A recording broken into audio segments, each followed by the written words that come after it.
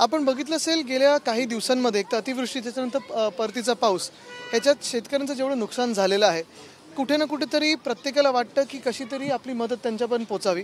अर्थात आम्ही त्यावेळी देखील ओरडत होतो, आपण बघितलं असेल विधानभवनाच्या पायऱ्यावर बसून की ओला दुष्काळ जाहीर करा। आता पण ओला दुष्काळ अशी परिस्थिती झालेली आहे, तरी देखील सरकारकडून किती मदत पोचेल, कारण अनेकदा असं झालेलं आहे की सरकारकडून फक्त घोषणा झालेल्या आहेत, पुढे त्याची पूर्तता काही झालेली नाही। आणि म्हणून उद्या उद्धव साहेब स्वतः बांधावर जाणार आहेत आणि काही शेतकरी बांधवांची देखील भेट घेणार आहेत। विशेष आर्थिक पॅकेज घोषित होण्याची आवश्यकता आहे। आता काय झालं ना की अनेकदा आम्ही बोलून पण झालेले अधिवेशनात देखील आम्ही त्यावेळी पण ओरडत होतो आणि आता परतीच्या पावसाच्या वेळी देखील अवकाळी पाऊस आणि एक महत्त्वाचं म्हणजे आपण बघत असाल पुण्यात जो पाऊस पडला, पूर तिथे येऊन गेले, हे सगळं नुकसान म्हणजे शहरी भागात असेल किंवा ग्रामीण भागात असेल हे वाढत चाललेलं आहे। तरी देखील कोणाचं याच्याकडे लक्ष आहे का? तात्पुरतं आणि लगेच मदत करणं, आणि दुसरं म्हणजे जे काही लॉंग टर्म ह्याच्यावर काही पावलं उचलायची असतील त्याच्यावर अजून कोणी चर्चा करत नाहीये। आणि मला वाटतं आता वेळ आलेली की आपण याच्यावर चर्चा करणं सुरू केलं पाहिजे। जे आहे ते याच्या आधी देखील टीकेला सामोरं जावं लागलं होतं, पुन्हा एकदा उद्धव ठाकरे स्वतः त्या ठिकाणी जाणार आहेत, पुन्हा एकदा अशा पद्धतीने नाही टीका टिप्पण्या वगैरे हे चालू असतात, पण खरोखर शेतकऱ्यांच्या मदतीला जाणं, कारण आता त्यांचे हाल आम्ही पाहत आहोत, जर बघितलं तर त्यांना धीर देणं गरजेचं आहे। आणि तेच आवाहन करतोय की कुठेही घाबरू नका, आम्ही एक राजकीय वर्ग म्हणून सोबत राहणं त्यांच्या गरजेचं आहे आणि ते आम्ही आमचं जे कर्तृत्व आहे ते पूर्ण पार पाडू। यांनी असं उपस्थित केलाय प्रश्न की आधी 2.5 वर्षामध्ये शेतकऱ्यांना कुठल्याही पद्धतीची मदत देण्यात आलेली नाही, आणि आता दादा भुसे जे कृषी मंत्री होते ते त्यांच्याच मला वाटतं ते त्यावेळी जास्ती, आता काय झालं त्यांच्यामध्ये एकामेकांवर टीका करणं हे थोडं वाढलेलं आहे, 2-4 गट झालेले तिथे आणि एकामेकांवर टीका सुरू झालेली आहे। एकीकडे राज्य सरकार म्हणते 75,000 नोकर भरती करणार आहे, दुसरीकडे काल पाहिलं आपण की ग्रामविकासच्या जागा ज्या आहेत त्या भरती जी आहे ती रद्द केलेली आहे, कसं बघताय? हे एकीकडे बोलत असताना दुसरीकडे आपण बघताय की अनेक वेगळ्या राज्यातून आपल्याकडे मुख्यमंत्री येतात आणि त्यांच्या राज्याचं जे काही चांगले इंडस्ट्रियल पॉलिसीज आहेत ते सांगून परत निघून जातात, काही वेळा आपल्याकडून उद्योग पण घेऊन जातात। पण हे होत असताना कुठेही आपले मुख्यमंत्री त्यांच्याकडे गेलेले दिसत नाहीयेत किंवा त्यांच्या राज्यामध्ये गेलेले दिसत नाहीयेत। जसं मागच्या सरकारमध्ये जर आपण बघितलं असेल महाविकास आघाडीच्या काळात मी सुभाष देसाई साहेब, नितीन राऊत साहेबांचे आम्ही जेव्हा डॅव्हॉसला गेलेलो 80,000 कोटी एवढी गुंतवणूक आपल्या राज्यात आणली। त्यानंतर सरकार पाडलं गेलं, त्याच्यानंतर वेदांता फॉक्सकॉन असेल, बल ड्रग पार्क असेल, मेडिकल डिव्हाइस पार्क असेल, हे आपल्या राज्यातून निघून गेलेलं आहे। आता बघतोय आपण अनेक वेगळ्या राज्यातून आपल्या राज्यात येऊन मुख्यमंत्री त्यांच्या स्टेटचं त्यांच्या राज्याचं प्रेझेंटेशन देतात, पण आपले जे 2 मधून 1 कोणी मुख्यमंत्री जे खरे मुख्यमंत्री असतील ते हल्ली अजूनही मंडळं आता 10-12 वाजता 1 वाजेपर्यंत हे सगळं चालू आहे, पण कुठेही राज्यासाठी म्हणजे शेतकऱ्यांसाठी असेल, महिलांसाठी असेल, विद्यार्थ्यांसाठी असेल, बेरोजगार तरुणांसाठी असेल कुठेही बोलत नाहीत। पण उदय सामंत यांनी म्हटलं की उद्योग विभागाची उपसमिती गठीत। राहुल नार्वेकर यांनी अमित शहा यांना ट्विटवरून शुभेच्छा दिल्या, त्याच्यामुळे पुन्हा एकदा त्यांच्याने भाजपची जवळच वाढते। राहुल नार्वेकर, आता नार्वेकर मध्ये आपलं गोंधळ नको व्हायला। गार्डनचं उद्घाटन केलं त्यावर हा मी तेच बोलणार होतो। सर्वप्रथम आपल्या सर्वांना दिवाळीच्या हार्दिक शुभेच्छा सर्वांना।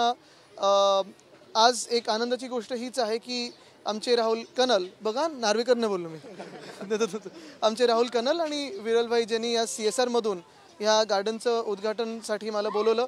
खरं तर आपण बघतो की दिव्यांग व्यक्तींसाठी कमीत कमी ओपन स्पेसेस असतात, ते वाढवणं गरजेचं आहे। आपल्यासारख्या शहरामध्ये, मग मुंबई असेल, पुणे असेल, नागपूर, नाशिक वगैरे या शहरांमध्ये ओपन स्पेस याची नितांत गरज आपल्याला जाणवायला लागलेली आहे। कोविडच्या काळानंतर अर्थात आपण बाहेर पडायला लागलेलो आहोत, आपण बघता शॉपिंगसाठी खूप लोक जातात, अनेकदा मार्केटमध्ये आपण फिरत असतो, पण अशी मोकळी मैदान आणि आज इथे जिथे आलेलो आहे मी तिथे दिव्यांग मुलांसाठी त्यांनी एक चांगलं फिजिकल एक्सरसाइजसाठी आणि खेळासाठी हे गार्डन उपलब्ध करून दिलं। मी खास दोघांचे आभार मानतो, मुंबई महानगरपालिकेचे देखील आभार मानतो, कारण त्यांनी हे असं करून दिलं आम्हाला। नारायण राणे यांनी म्हटलंय की शिवसेना संपली, सातत्यानं ते तुमच्यावरती टीका करत ते 16 वर्ष त्यांची ती सवय झालेली आहे। त्यांनी एकतरी त्यांचं स्वतःचं मंत्री म्हणून 4 पक्षात गेल्यानंतर जी मंत्रिपद उपभोगली त्यांनी त्याच्यातून एकतरी चांगलं काम दाखवावं किंवा आत्ता त्यांचं जे काही मंत्रिपद आहे त्याचा फुल फॉर्म सांगावं।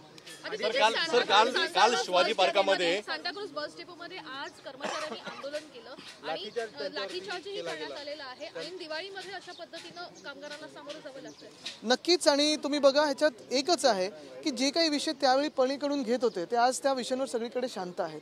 महत्त्वाची गोष्ट हीच आहे की अशा काळी मंत्र्यांनी त्यांना भेटणं अपेक्षित असतं, लाठीचार्ज वगैरे करणं हे अपेक्षित नसतं। एका बाजूला आपण बोलतोय की हे सगळ्यांचं सरकार असताना, आणि अर्थात हे सगळ्यांचं सरकार नाही आहे, हे गद्दारांचं सरकार आहे, खोके फक्त स्वतःला आणि इतरांना काही नाही, हे असं सगळं चाललेलं आहे। काल आपण पाहिलं की शिवाजी पार्कामध्ये मुख्यमंत्री, उपमुख्यमंत्री आणि राज ठाकरे एकत्र पाहायला मिळालं। आगामी निवडणुकांमध्ये हे समीकरण जर झालं तर महाविकास शिवसेना त्याला सोडून महाविकास आघाडीसमोर महायुतीचं आव्हान घेते. मला वाटतं आता लोकांना या सगळ्या राजकारणाचा तात्पुरता जरी कंटाळा आला असेल, कदाचित नवीन पत्रासाठी असतील, माहित नाही. जाना चाहेंगे दीपोत्सव को लेकर जिस तरीके से बड़े पैमाने पर बीजेपी इस समय पूरे मुंबई और महाराष्ट्र में एक दीपोत्सव मना रही है, खासतौर पे श्री राम का जो मंदिर वहां पर बन रहा, कल शामिल होने के लिए प्रधानमंत्री अयोध्या जा रहे हैं, इसको बड़े पैमाने पर वो इसको प्लान कर रही है. और 2 साल क्योंकि जो है आपका कोविड का समय था और उद्धव ठाकरे साहब की सरकार थी, उसके विरोध में क्योंकि हिंदू देवी देवताओं के जो है त्योहारों पे पाबंदी लगी थी, उसके जो है अगेंस्ट में इस तरीके का आयोजन करें, कैसे नहीं, देखते हैं? झूठ बोलने का एक अंत होता है, एक सीमा होती है.